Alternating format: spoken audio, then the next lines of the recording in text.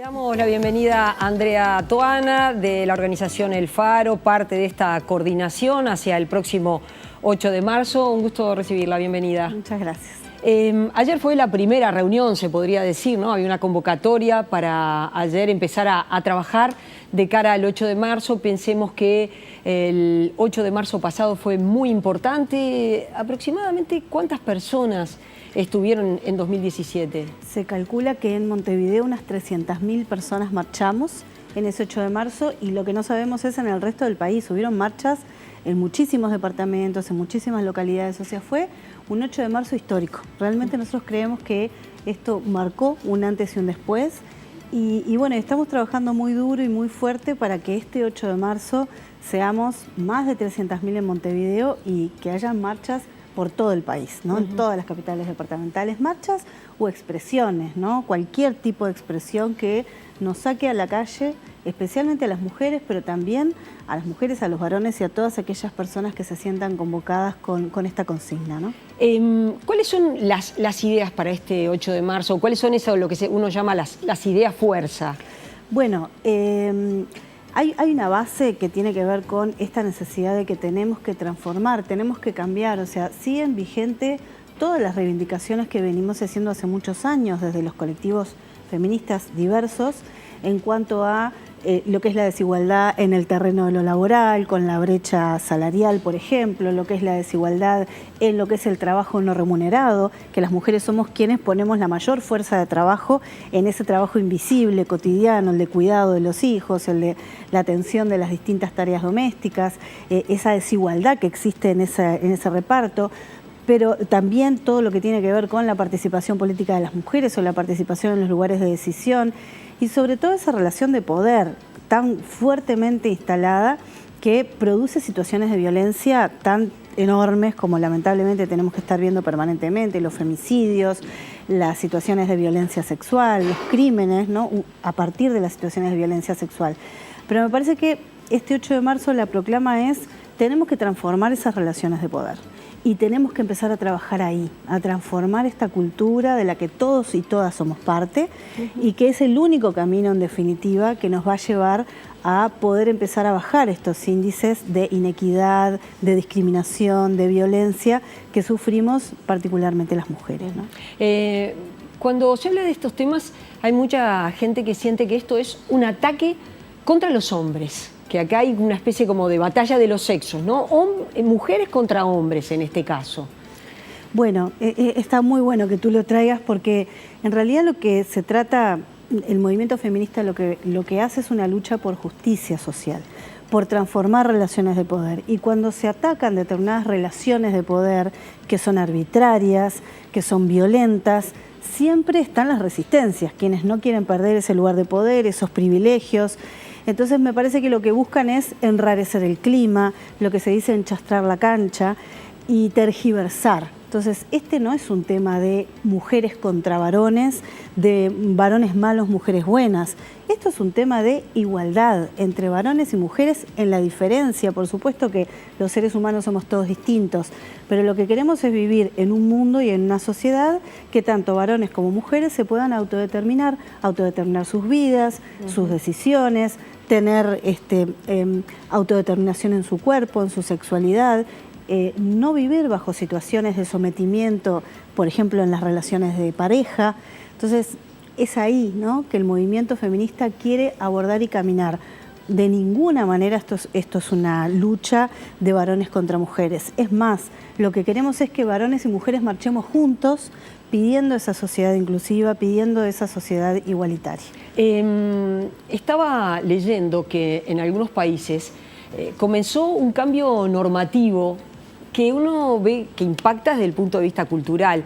En Islandia, por ejemplo, se trata de resolver la brecha salarial a través de una ley. Una ley que establece que está prohibido pagarle menos a una mujer que a un hombre en igualdad de condiciones de su trabajo, ¿verdad? Es decir, no se le puede pagar menos por el hecho de ser mujer. Es correctísimo, es como que yo dijera, bueno, está prohibido pagarle menos a las personas que tienen el pelo de color rubio, ¿no? Y pagarle menos a las morochas, que de repente a una empresa se le ocurre esa idea. Entonces me parece que está muy bien que las leyes puedan amparar y de alguna manera puedan equiparar esas situaciones que son de un nivel de discriminación, de injusticia, que uno a veces no puede creer, ¿no?, que pasen estas cosas todavía en este país, pero lamentablemente sí sucede.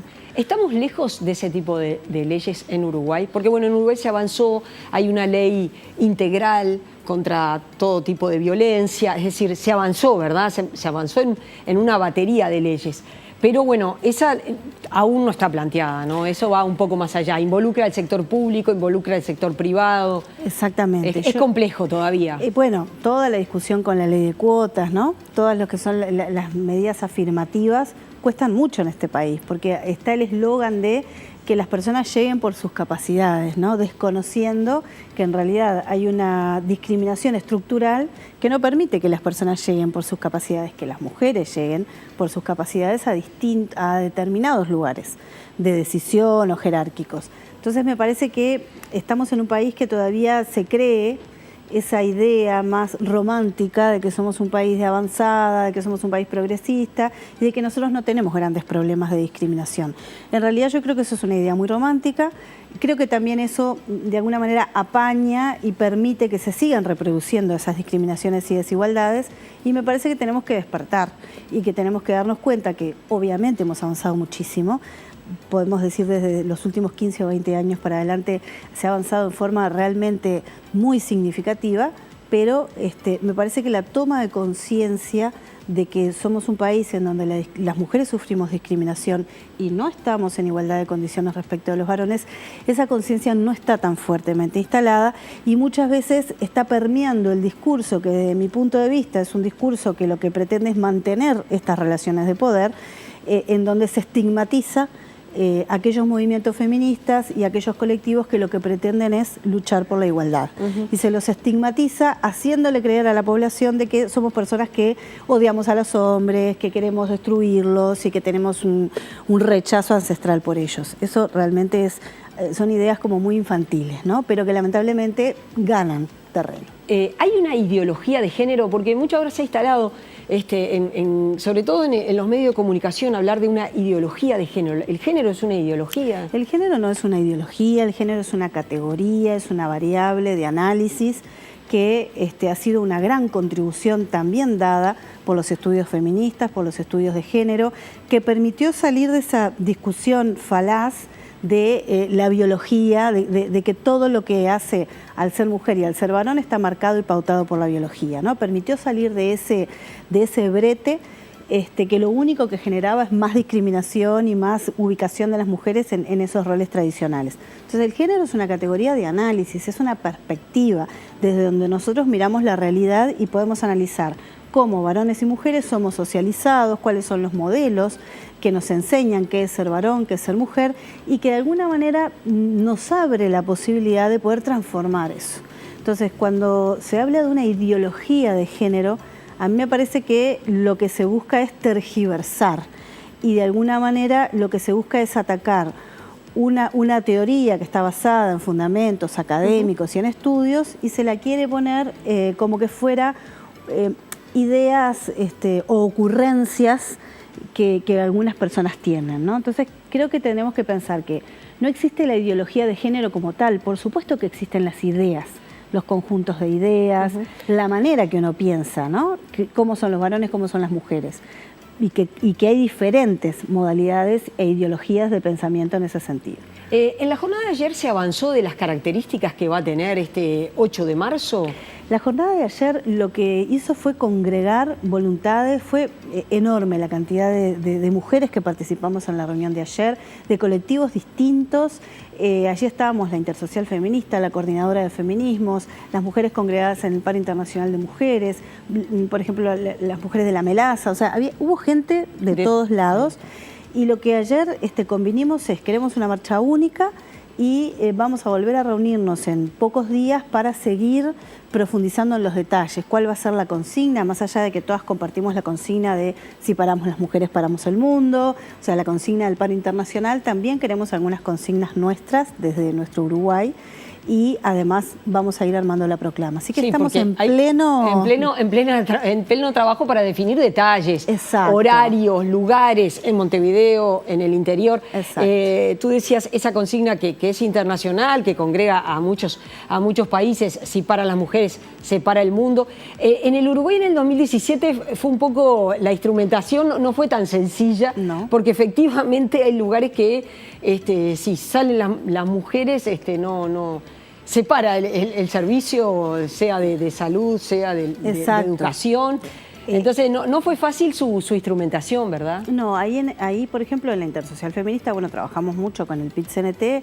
Lo que se llegó a acordar fue un paro parcial, que también permitió, ¿no?, que miles de mujeres saliéramos a la calle.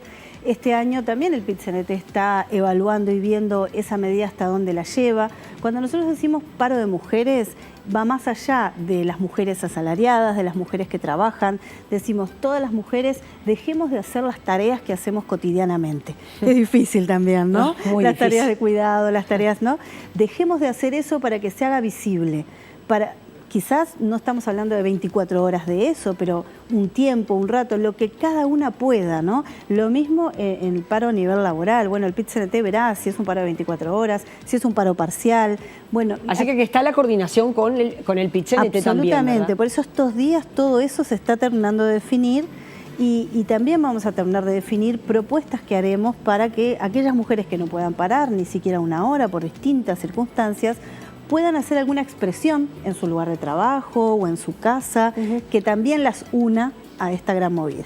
Así que bueno, vamos a seguir informando cuando se vayan ajustando los detalles. Por estas horas, la asunción de la nueva presidenta de la Suprema Corte de Justicia, se le planteó el tema de la niña que nació en España, que está en Uruguay con su madre uruguaya, este diferendo. ¿Cómo lo están observando ustedes, que han defendido la posición de que la niña se mantenga en Montevideo? Ustedes no han sido en Uruguay, que ustedes no han sido neutrales, han planteado el tema de que se quede. Ahora, España es un Estado democrático.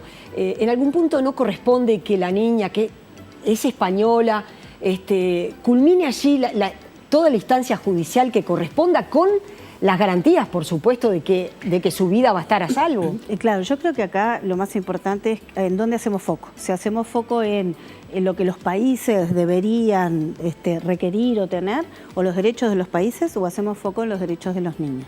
Si hacemos foco en el derecho de los niños, que es lo que la Convención de los Derechos del Niño que ratificó Uruguay nos dice, nosotros tenemos que dar protección a una niña que plantea que ha sufrido abusos sexuales por parte de su padre. Tenemos que darle la mayor contención y las mayores garantías para que eso no se vuelva a reproducir. Todos y todas sabemos, porque hemos avanzado mucho en el estudio de estos temas, que los niños tienden a retractarse, a olvidar el hecho traumático o reprimirlo. Esta niña ha logrado hablar en varias oportunidades, ha logrado expresarlo a través de relatos, a través de dibujos, a través de distintas expresiones. Pretender mandarla a España para que todo vuelva a empezar realmente yo te diría que es exponerla a una tortura, solamente porque queremos defender al Estado español, entonces, o los derechos del Estado español, porque la niña es ciudadana. Yo quiero recordar que la niña está en Uruguay bajo protección. No se fue a España porque el Estado uruguayo consideró que la tiene que proteger, que las garantías no estaban dadas allá. Si no, ya se hubiera ido hace mucho tiempo. Usted decía abuso sexual, sin embargo la justicia ha dicho, bueno, a ver, hay un proceso de violencia doméstica del padre contra la madre, pero que el abuso sexual no está probado. Es decir, que la pericia no se culminó. Entonces, no, porque yo digo, porque usted dice, bueno, abuso sexual, pero ese abuso no está probado. Claro, el problema que tenemos siempre, ¿no? Los niños relatan, los niños dibujan, pero no siempre se consigue los estándares necesarios para que eso tenga validez para el Poder Judicial. Eso no significa que el abuso no haya existido. Habrá mucha gente que dirá, bueno, si la justicia no lo determina, yo no lo doy por hecho. Bien, ahora, sí está aprobada la violencia doméstica, y la violencia, pareciera que el abuso sexual es más grave que la violencia doméstica, y eso también es un error de concepto. O sea, sí está aprobada la violencia doméstica hacia la madre y hacia la niña, porque así lo plantean las pericias. Además, las pericias recomiendan que la niña se quede en Uruguay. O sea, todo va a favor de que la niña se quede en Uruguay. Pero además de eso, recientemente nosotros aprobamos la ley por una vida libre para las mujeres.